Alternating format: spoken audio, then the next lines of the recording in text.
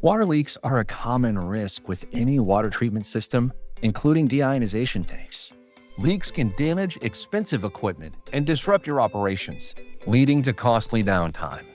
To reduce the chance of water leaks, here are the top 3 precautions you should take. First, shut off the water supply to your DI tanks at night or when not in use.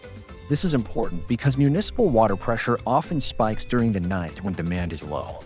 DI systems are not designed for water pressure exceeding 80 psi, and leaks can also occur in freezing conditions or with feed water temperatures above 120 degrees Fahrenheit. Second, consider installing a pressure regulator set below 80 psi before your DI tank system. Just remember, pressure regulators can fail, so regular maintenance is key. Third, ensure proper draining to help mitigate any potential water damage, and consider the flow path of the water to prevent it from reaching expensive and essential equipment.